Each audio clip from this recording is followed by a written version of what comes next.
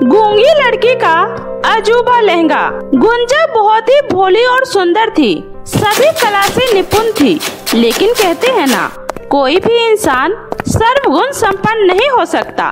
गुंजा की दुनिया ही अलग थी, क्योंकि वो बोल नहीं सकती थी, वो गूंगी थी।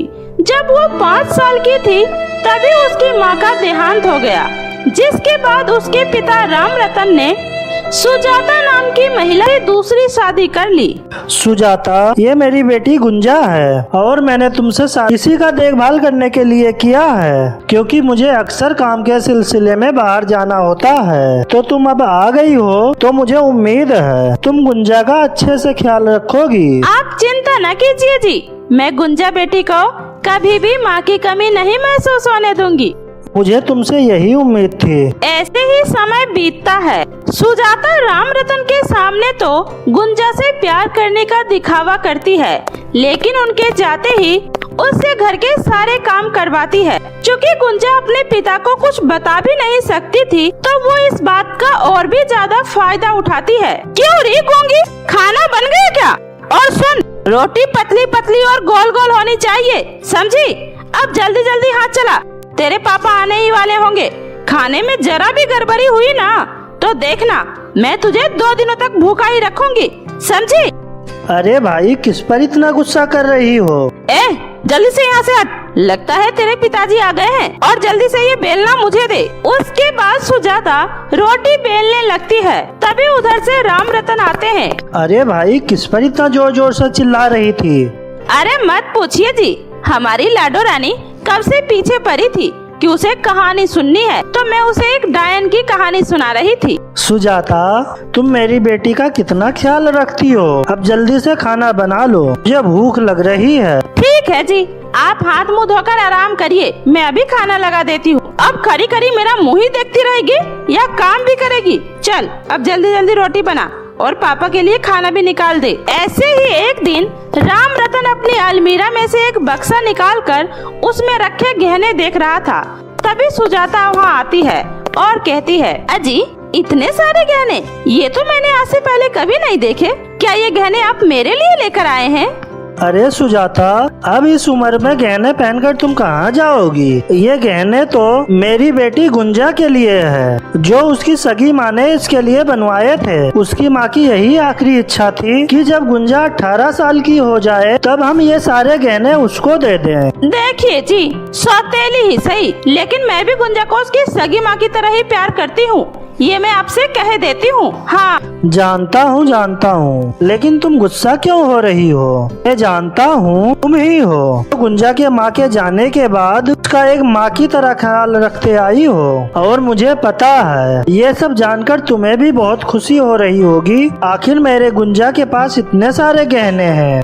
लगता है इस गंजे का दिमाग खराब हो गया है। सबसे पहले ये सारे गहने मैं अपने अंदर करूँगी, जिसके बाद मैं सबसे अमीर बन जाऊंगी। सुनो, मैं कल ऑफिस के काम से बाहर जा रहा हूँ, 10 दिनों के बाद ही वापस आना होगा। अभी तो मैं इस गहने को अलमीरे में रखकर उसका चाबी अपने साथ ले जाऊंगा, लेकिन अगले महीने जब गुंजा 18 साल की हो जाएगी तब ये सारे गहने मैं उसके जन्मदिन के तोहफे में दूंगा। अब जाओ, जल्दी से जाकर मेरा सामान पैक कर दो। इसका मतलब मुझे जो कुछ भी करना है इसी 10 दिनों के अंदर ही करना होगा। अगले दिन राम रतन के जाने के बाद उसके घर सुजाता की बड़ी बहन शर्मिला आती है। अरे दीदी, अंदर आओ, बैठो ना, मैं आपके लिए चाय लेकर आती हूँ। अरे ये तू क्या कह रही है? एक बक्सा भरकर सोना तू ये सारा उस गूंगी को देगी? तुम्हारा दिमाग तो नहीं खराब हो गया है? तो मैं क्या करूँ दीदी, ये तो अपनी बेटी के आगे मेरी सुनते ही नहीं है। अपनी बेटी के लिए तो उन्होंने बक्से भरकर गहने बनवाए हैं, लेकिन मुझे आज तक सोना तो छोड़ो दीदी, लोहे का भी हार नहीं दिया इस आदमी ने। तो चिंता मत कर बहन, मेरे रहते ऐसा कुछ नहीं होगा। तो आप ऐसा क्या करोगी दीदी? फिनिश। किसका दीदी? गहने का? अरे नहीं नहीं पागल कहीं की, तेरी उस बेटी का। अरे गुंजा बेटी, आज तो तू बड़ा ही स्वादिष्ट खाना बनाई है, रोटी भी गोल गोल है। आखिर आज तूने खाने में ऐसा कौन सा जादू किया है? लगता है तेरा दिमाग हिल गया है। तुझे पता नहीं है कि ये बेचारी गूंगी है, बोल नहीं सकती है। बेटी गुंजा, मेरे पास आ बेटा, आज सुबह से तुमने बहुत काम किया है। चलो अब हम सब मिलकर खेल खेलते हैं, आँख मिचौली का खेल। ठीक है बेटी, मैं तुम्हारी आँखों पर पट्टी बांधूंगी और तुम्हें छुपना होगा। ठीक है बेटी, आ मेरे साथ। उसके बाद दोनों बहनें गुंजा की आँखों पर पट्टी बांधकर उसे गांव से दूर एक सुनसान घर के पास लेकर जाती है और उस घर के अंदर जाकर उसे छोड़ देती है। बेटा, अब तो यहीं छुप जा और मन ही मन 10 तक गिनती गिन, तब तक हम लोग भी छुप जाते हैं। उसके बाद तुम हमें ढूंढना। उसके बाद दोनों बहनें मिलकर बाहर से उस घर का दरवाजा बंद कर देती है। दीदी, अगर ये आएंगे तो मैं उनको क्या जवाब दूंगी?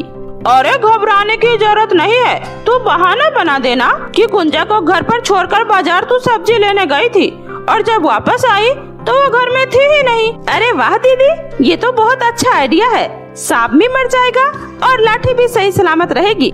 आओ दीदी, बैठकर चिकन का मजा लेते हैं। इधर गुंजा आँखों में पट्टी बांधे घर में इधर से उधर सबको ढूंढ रही थी और रो रही थी। अपनी बेटी की ये हालत देखकर गुंजा की स्वर्गवासी माँ से रहा नहीं जाता है और वो वहाँ प्रकट हो जाती है। डरो मत गुंजा, मैं तेरी माँ हूँ। बेटी, तेरे साथ जो भी हो रहा है बहुत गलत हो रहा है। बेटी, आ इधर आ और बोलने की कोशिश कर। एक बार अपनी माँ को प्यार से माँ बोल दे बेटा। बेटी, अब से तू बोल पाएगी, बोल बेटा। उसके बाद गुंजा जैसे ही बोलने की कोशिश करती है उसके मुंह से आवाज निकल जाती है, माँ, माँ, मुझे बचा लो माँ, ये लोग मुझे मार डालेंगे माँ। घबराओ मत बच्ची, अब मैं आ गई हूँ ना, अब कोई भी तेरा कुछ नहीं बिगाड़ सकता। माँ, अब मैं इस घर से बाहर कैसे निकलूंगी माँ? बेटी, ये ले, ये जादुई गायब होने वाला नायाब लहंगा है। इस लहंगा को पहनते ही तो किसी को भी दिखाई नहीं देगी और इस लहंगा को पहनने के बाद तुझे कोई भी कहीं भी कैद करके नहीं रख सकता। जा बेटी, अब तू जा। उसके बाद गुंजा उस लहंगा को पहनकर उस घर से बाहर आ जाती है, लेकिन वो किसी को भी दिखाई नहीं देती है। अच्छा, तो मुझे घर में बंद करके ये लोग यहाँ बैठकर मजे से बिरयानी खाते हुए टीवी देख रहे हैं। मैं अभी इनको मजा से खाती हूँ।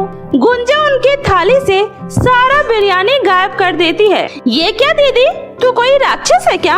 अभी तो प्लेट भरकर बिरयानी लाई थी और तू एक ही बार में सारा खा गई। क्या बोली?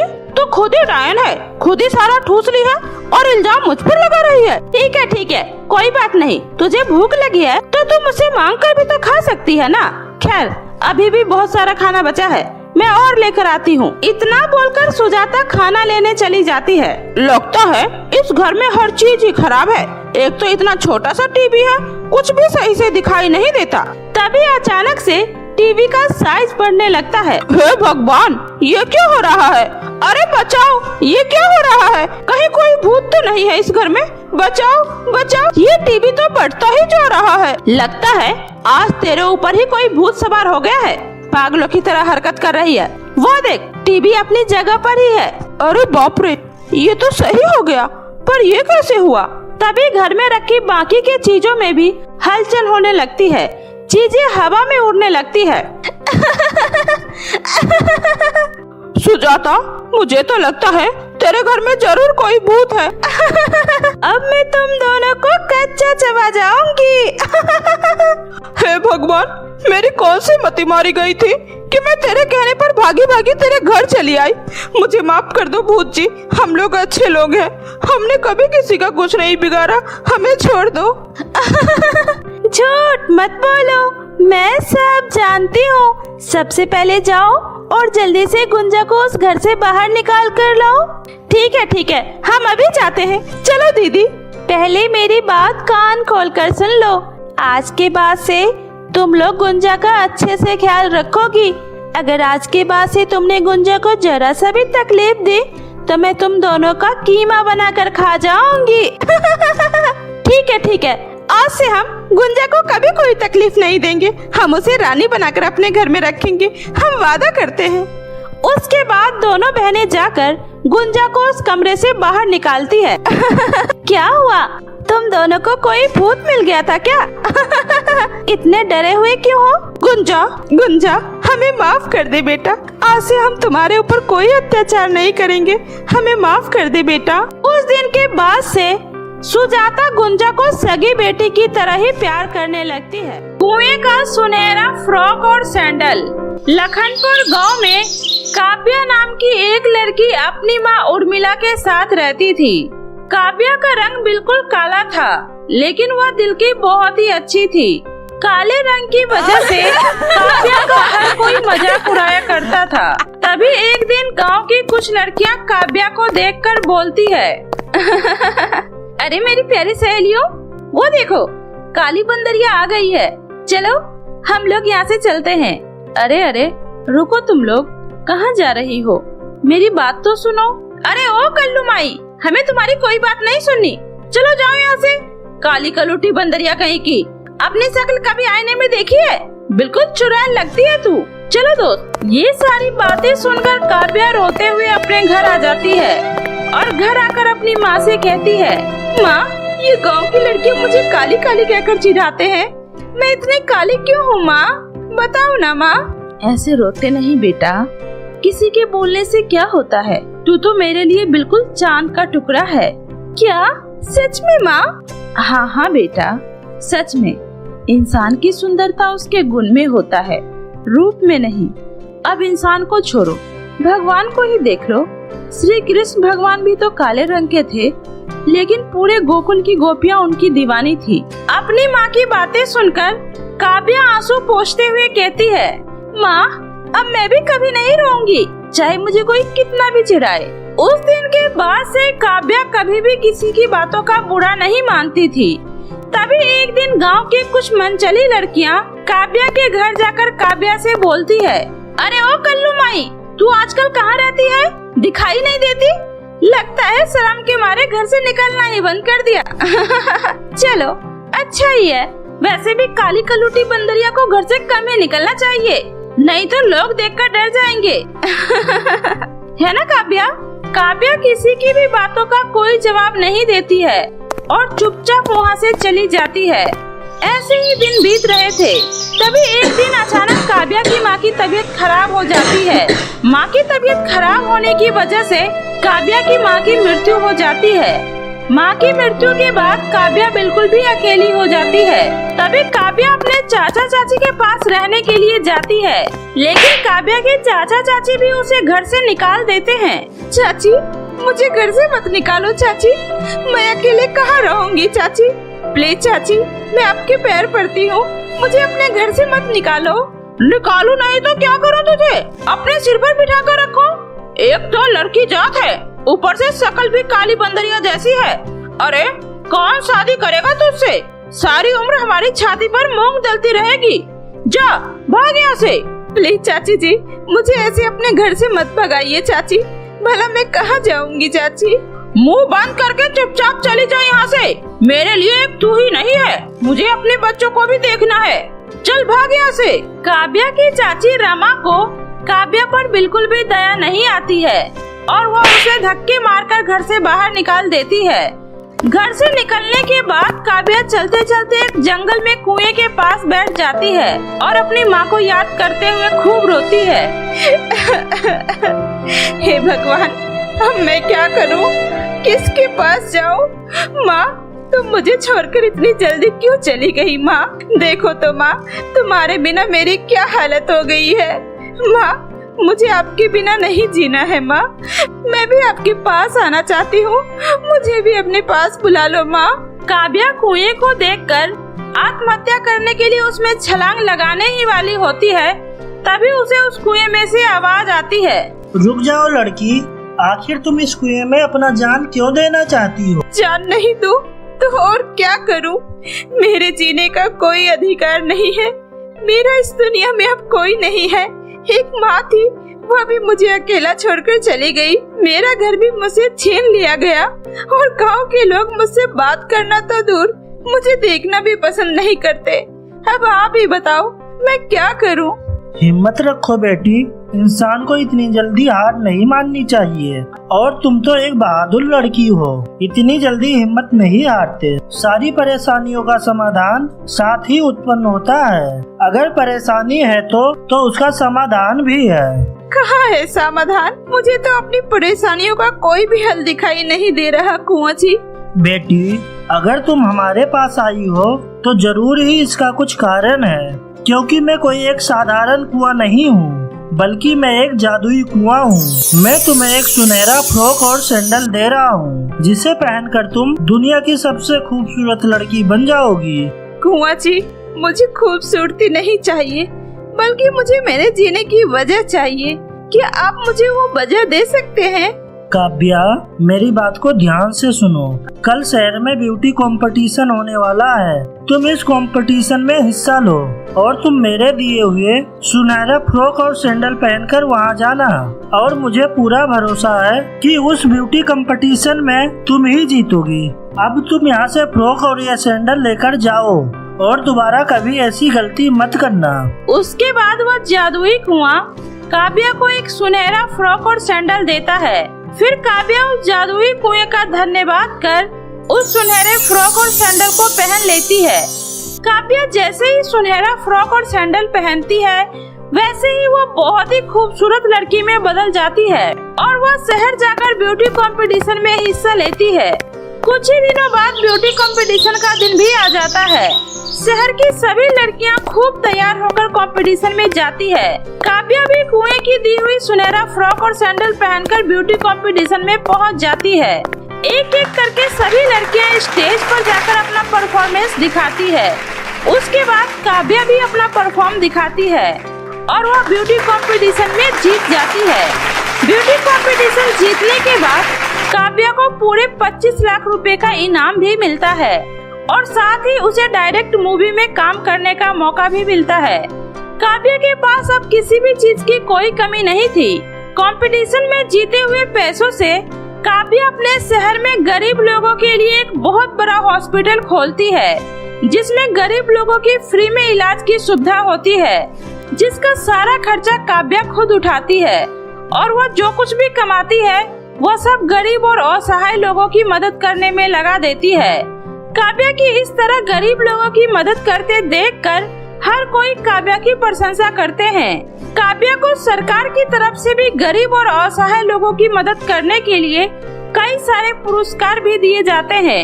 एक दिन काव्या हॉस्पिटल में देखने आती है कि सभी लोग सही से काम कर रहे हैं या नहीं। तभी काव्या की नजर एक बूढ़ी औरत पर जाती है जो बुखार और दर्द से तड़प रही थी। तभी उसको देखकर काव्या बोलती है, अरे चाची जी, आप ये आपकी क्या हालत हो गई? क्या बताऊं बेटा, मैंने तेरे साथ बहुत बुरा किया। ऊपर वाले ने उसी की सजा दी है मुझे।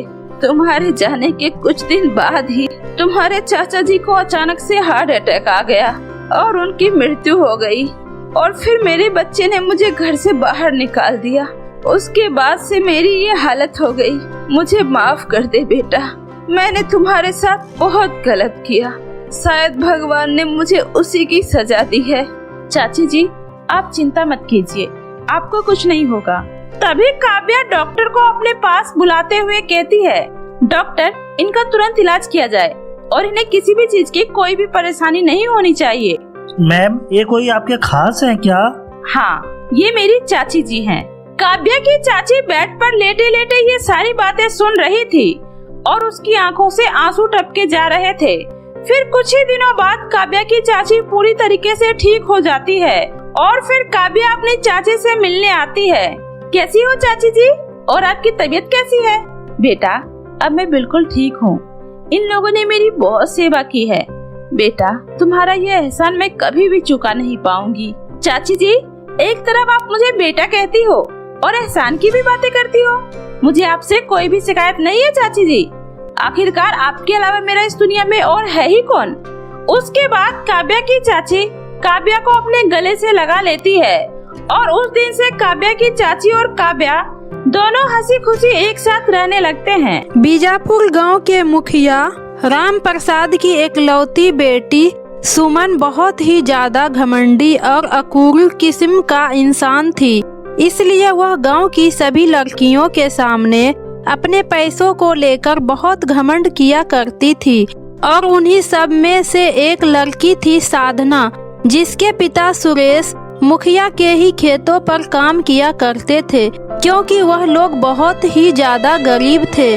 और उनके पास अपनी कोई खेती भी नहीं था। इसलिए अपना घर चलाने के लिए साधना के पिता सुरेश मुखिया के खेतों पर काम करके अपने परिवार का पेट पाला करते थे और इसी वजह से सुमन हमेशा साधना पर अपना हुक्म चलाया करती थी और बेचारी साधना को मजबूरी में आकर उसकी सारी बातें माननी पड़ती थी। ऐसे ही आज भी। अरे ओ साधना, जल्दी बाहर आ, मैं तुझे कब से आवाज लगा रही हूँ। अच्छा यह ले, मेरा बैग पकड़ और मेरे साथ बाजार चल, मुझे कुछ सामान खरीदना है। लेकिन सुमन, अभी तो मुझे घर का कुछ काम करना है, हम क्या थोड़ी देर बाद चल सकते हैं? अरे नहीं नहीं, थोड़ी देर बाद नहीं, अभी चल, मुझे कुछ जरूरी सामान खरीदना है। और वैसे भी तुम्हारे पास मेरे साथ चलने के अलावा और कोई चारा भी नहीं है, क्योंकि तुझे पता है ना कि मेरे पिताजी मेरे कहने पर कुछ भी कर सकते हैं। तो ऐसा ना हो कि तुम्हारे पिताजी को खेतों से धक्के मारकर बाहर निकाल दिया जाए, इसलिए तू चुपचाप मेरे साथ चल। उसी समय साधना की माँ सुशीला सुमन की सारी बातें सुन लेती है और वह अपनी बेटी से कहती है, अरे ओ साधना बेटा, तू घर का काम की चिंता मत कर, वो मैं कर लूंगी, तू बस इसके साथ चली जा, वरना यह मुखिया जी से कहकर कहीं तुम्हारे बापू को खेतों से बाहर ना निकलवा दे। लेकिन माँ, आप इतना सारा काम अकेले कैसे करोगी?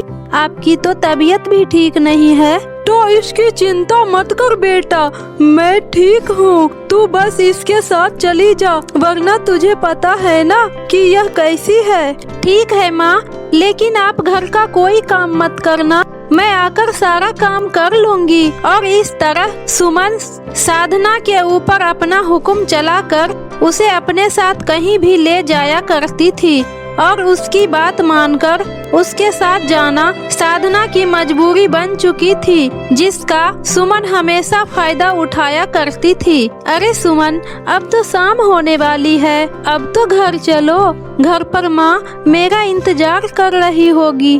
अरे इतनी भी क्या जल्दी है, जरा रुको यहीं, मुझे अभी सामने की दुकान से कुछ चूड़ियाँ भी खरीदनी है। इतना कहकर सुमन संध्या को अपने साथ चूड़ियों की दुकान में ले जाती है और कहती है, अरे भैया, यह स्टोन वाली चूड़ियाँ कितनी की है? बहन जी 50 रुपए दर्जन है।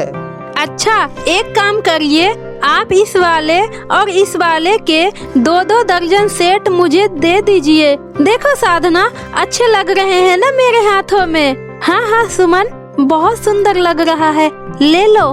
सुंदर तो लगेगा ही, आखिरकार गांव के मुखिया की इकलौती बेटी जो हूँ, इसलिए मुझ पर तो सब कुछ अच्छा लगता है। और तुझे पता है, मेरे पिताजी ने मेरी शादी के लिए कितनी कुछ सोच रखा है। और हाँ, कल मुझे देखने लड़के वाले भी आ रहे हैं, हमारे ही बगल वाले गांव के जमींदार का बेटा है। सुना है वह लोग हमसे भी ज्यादा अमीर हैं और पिताजी कह रहे थे कि मैं उनके घर जाकर राज करूंगी, राज। लेकिन पता नहीं तुझे यह सब क्यों बता रही हूँ, क्योंकि तू तो एक गरीब किसान की बेटी है और तेरे पिताजी तो हमारे यहाँ खेतों में काम करते हैं। तुझे भला यह सब बातें क्या समझ में आएगी, क्योंकि तेरी शादी तो इसी गरीब के किसी गरीब किसान के बेटे से ही कर दी जाएगी। इसलिए मैं सोच रही थी, अगर मेरी शादी उस घर में हो जाएगी तो मैं अपने पति से कहकर उन्हीं के घर के किसी नौकर के साथ तेरा शादी करवा दूंगी। शायद वो तेरे पिताजी से ज्यादा कमाता हो, फिर तुझे ऐसे गरीबों की तरह जीने की जरूरत नहीं पड़ेगी और तू मेरे ससुराल में रहकर आराम से मेरी सेवा करना। सुमन की ऐसी बातें सुनकर साधना उससे कुछ नहीं कहती है, क्योंकि उसे पता था कि सुमन का व्यवहार ऐसा ही है। और इसी बीच सुमन की शादी पक्की हो जाती है और वह अपनी शादी की तैयारियों में लग जाती है और साधना को लेकर वह अपनी शादी का लहंगा लेने शहर जाती है। अरे भैया, मुझे इस दुकान का सबसे महंगा शादी का लहंगा दिखाओ, मैं अपनी शादी में सबसे सुंदर और सबसे महंगे पहनना चाहती हूँ, जो आज तक कभी किसी ने नहीं पहना होगा। क्यों नहीं बहन जी, यह लीजिए हमारी दुकान का सबसे महंगा लहंगा जो सिर्फ 2 लाख का है, और यह हमारी दुकान का सबसे महंगा और ब्रांडेड लहंगा है। आप इसे एक बार ट्राई करके देखिए, आप पर यह लहंगा बहुत ही अच्छा लगेगा। हाँ, तुमने बिल्कुल सही कहा। यह दिखने में तो बहुत सुंदर लग रहा है और यह मेरे ऊपर भी बहुत अच्छा लगेगा, लेकिन इस समय तो मैं शॉपिंग करके इतनी ज्यादा थक गई हूँ कि मेरा तो इस लहंगे को पहनने की हिम्मत ही नहीं हो रही है। लेकिन हाँ साधना, तू इस लहंगे को पहनकर दिखा मुझे। अगर मुझे यह अच्छा लगेगा तो मैं इसे खरीद लूंगी। लेकिन सुमन, मैं कैसे तुम्हारी शादी का लहंगा पहन सकती हूँ? यह तो तुम्हारी शादी का लहंगा है ना? अरे तो मैं कौन सा तुझे हमेशा के लिए यह लहंगा पहनने के लिए कह रही हूँ। मैं तो बस तुझे इस लहंगे को पहनकर मुझे दिखाने के लिए कह रही हूँ। और वैसे भी तू तो शुक्र मना जो तुझे इतना महंगा और ब्रांडेड लहंगा पहनने को मिल रहा है, वरना तुम्हारी जैसी गरीब लड़कियों को तो ऐसा लहंगा देखने तक को नसीब नहीं होता है। इसलिए अब तू जा और इस लहंगे को पहनकर दिखा मुझे। सुमन की बात सुनकर साधना उसकी शादी का लहंगा लेकर ट्रायल रूम में ट्राई करने चली जाती है। लेकिन जब वह ट्रायल रूम से लहंगा पहनकर बाहर निकल रही होती है, तभी उसकी नजर साइड में रखे एक महंगे मोबाइल फोन पर जाती है और वह मोबाइल फोन साधना से पहले ट्रायल रूम से बाहर निकल रही ज्योति नाम की एक औरत का होता है। और यह देखकर साधना उन्हें आवाज लगाते हुए कहती है, सुनिए आंटी जी, शायद यह मोबाइल फोन आपका अंदर रह गया था, यह लीजिए। थैंक यू सो मच बेटा। अब शायद उम्र के साथ साथ नजरें भी कमजोर हो गई है, इसलिए शायद मैं अपना मोबाइल फोन वहीं भूल गई थी। लेकिन तुम्हारा बहुत बहुत शुक्रिया। बेटा, वैसे तुम्हारा नाम क्या है? जी, मेरा नाम साधना है। अच्छा, तो तुम यहाँ अपनी शादी का लहंगा लेने आई हो? और सच बताऊँ तो यह ब्राइडल लहंगा तुम पर बहुत अच्छा लग रहा है। अरे नहीं नहीं आंटी जी, यह लहंगा मेरा नहीं है, वो मेरे गांव के मुखिया जी की बेटी सुमन की शादी है और उसी का लहंगा लेने हम यहाँ शहर आए हैं। लेकिन वह शॉपिंग करके बहुत ज्यादा थक गई थी, इसलिए उसने मुझे बोला कि मैं यह लहंगा पहनकर उसे दिखा दूं। बस वही पहनकर देख रही थी, तभी मेरी नजर आपके मोबाइल फोन पर चली गई। अच्छा, वैसे कौन से गांव से आई हो बेटा तुम? वो मैं बीजापुर गांव से आई हूँ आंटी जी। क्या बीजापुर गांव से? अरे वहाँ के जमींदार से तो मेरी बहुत अच्छी जान पहचान है।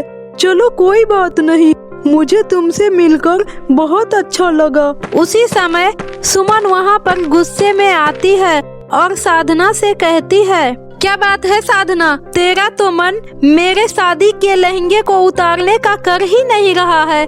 तभी तो तू इतनी देर से मेरी शादी के लहंगे को पहनकर घूम रही है और मैं वहाँ पर कब से तेरा इंतजार कर रही हूँ। अरे तू बार बार क्यों अपनी औकात भूल जाती है कि तुझ जैसे गरीब लड़की के लिए इतना महंगा लहंगा पहनना सिर्फ एक सपना है और यह सिर्फ मैंने 2 मिनट के लिए पहनने को कहा था, ना कि इसे पहनकर घूमने के लिए।